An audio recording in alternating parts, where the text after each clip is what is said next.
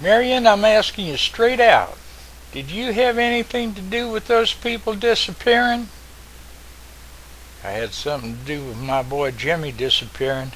Jimmy? What happened to Jimmy? Listen, Marion, why don't you put down that gun and tell me what's going on here? It's hard to see. I should have figured they were doing something that wasn't right when they put those microbe genes from a cow's stomach in the corn to give it a higher ethanol content. I should have seen it when they put bacterium genes in the corn and it killed all the butterflies. But those things got me better yields, and I figured, as long as it ain't people dying from 'em, what's the difference? But the beans was different. It's like the devil spliced the genes on them damn things himself. Talking crazy here, Marion. There ain't nothing wrong with those beans. Where's Jimmy? He's gone. Went out to the fields. Didn't come back for a long time. I went looking for him. He was all covered with them when I found him, struggling while they twisted their vines all around his head, wrapping themselves around his mouth like a gag, coiling all around his body like a serpent, covering him. I started to run towards him, but something had my leg, and I looked down, and one of them was wrapping itself around me. When I looked back up, I couldn't see no part of my boy. There was just this green vine-covered shape on the ground, and it wasn't struggling anymore. And the vines started intertwining and crossing the rows and all coming together.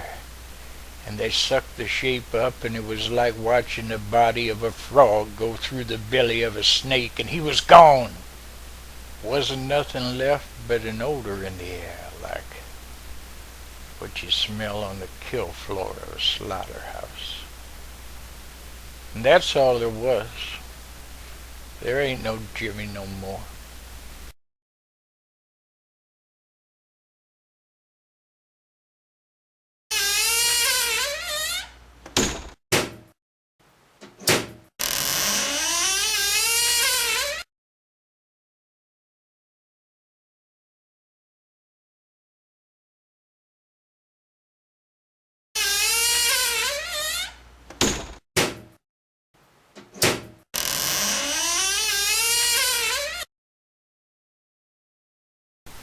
I suppose, sir, that in an operation of that type, there's always bound to be some collateral damage.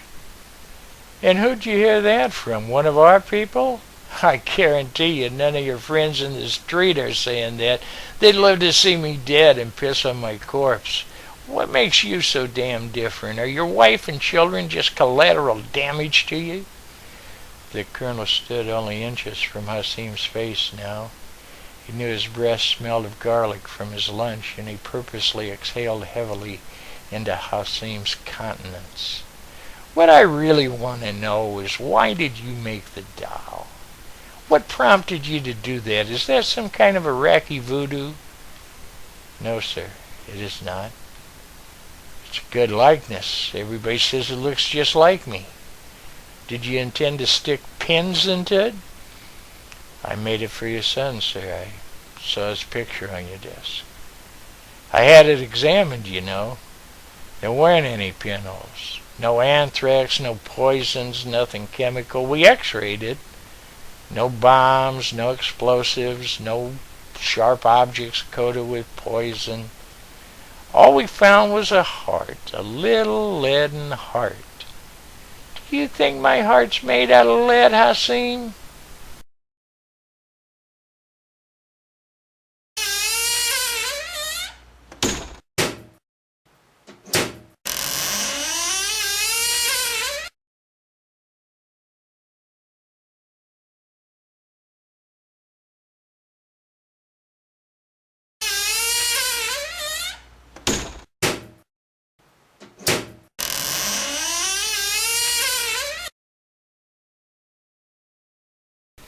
Hester was growing tired of waiting. She stood up and pulled up her blouse, causing the eyes of every guy in the bar to turn towards her. There on her exposed midriff was the sparkling silver H pinned above her navel. Hester nudged Hephzibah, who immediately stood up and exposed the H on her navel. "Hey!" the two of them yelled at Holly. "What?" asked Holly, looking up with a mouthful of mozzarella cheese and pepperoni. "Oh!" Holly stood up and exposed the silver initial over her navel. "Now let's see yours, Heather," demanded Hester. "Yeah," said a guy at the bar in a Tommy Hilfiger shirt. "Let's see yours." Heather giggled. She didn't even try to get out of her chair. She lifted her t-shirt and looked at her unpierced navel and looked back at her friends and gave a lame smile. "Well?" asked Hephzibah. "No guts," said the guy at the bar. Heather turned her head in resentment. "I've got guts. I got plenty of guts." "Yeah," said her three friends in unison. Holly was still stuffing her face with pizza. "What? Are we going now?" "We're going." Hester and Hephzibah moved Heather towards the door. Heather dragged her feet across the floor as they toted her along. It looked like this was it. She was going. She turned her head and yelled back at the guy in the Hilfiger shirt. "I've got guts."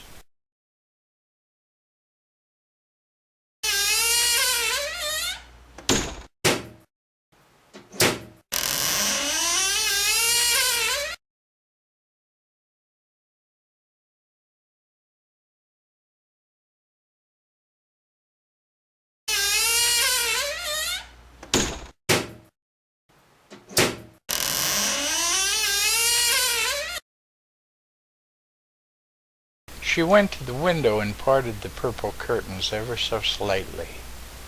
There was no one there. Only the wind and the snow, the darkness, the swaying street lights, the open garage door across the street. There was nothing else. Perhaps... She rushed to the door and unlocked it and flung it open. "Leonard, Leonard, is that you?" There was nothing. She stared out into the darkness. No, there truly was nothing there, nothing at all. She closed the entrance to her private world once more, closed it and locked it. But she hadn't taken 3 steps back towards the couch when it came again. Louder this time. Tapping, a most definite, undeniable tapping at her door. "Who?" The word froze on her lips. She'd had enough of this silly game. She was armed. She unlocked the door once again and opened it with one hand while pointing the gun at the intruder with the other. The creature croaked something and it startled her. It was just a bird. A large black bird. Hurt in the storm, most likely. The cry that it uttered was rather pathetic. There was something quite lost and lonely in that cry, and while she was human and it was foul, she thought for a moment that she comprehended something in its weak mutter that was somewhat human in nature. The thing had been forsaken by the world outside her door. That much she could understand. She smiled down upon it. "Well, little stranger, why don't you come in? It's warm in here." The bird looked up at her in the oddest way. There was something about it that reminded her of Leonard. The bird repeated its piteous squawk. "No, no, you didn't say Leonard. That would be quite silly of me. It's just that, well, I've heard that sometimes those who've gone send messengers to..." The thing made the sound again, like a rusted hinge being opened after many years of disuse.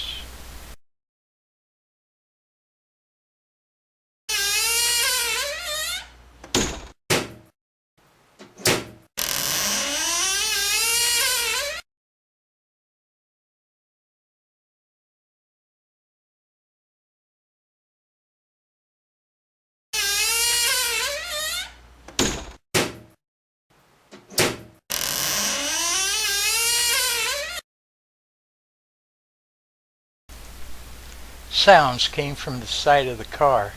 She couldn't make out what it was. Maybe somebody had seen her SUV leave the road. Maybe somebody was coming to help her. God, how she hoped somebody was coming to help her. There was a rustling of the branches covering the squashed hood, and she started to say, "Help me, I'm in here," and The wolf's head poked through the branches. And then suddenly he snarled at her, and she could see his sharp white teeth. She could smell his canine breath and see the fog that it made in the air. She even welcomed the warmth that it brought to her freezing face. She wasn't afraid. She'd seen a show on PBS that said there'd never been a documented case of wolves killing a human being. But yet, those yellow eyes, those awful glowing yellow eyes, they seemed to be glaring at her. He snapped at her, grabbed her upper lip in his teeth, ripped most of it from her face as her eyes grew wide with terror, and then threw his head back and swallowed that part of her. Apparently this wolf didn't watch PBS.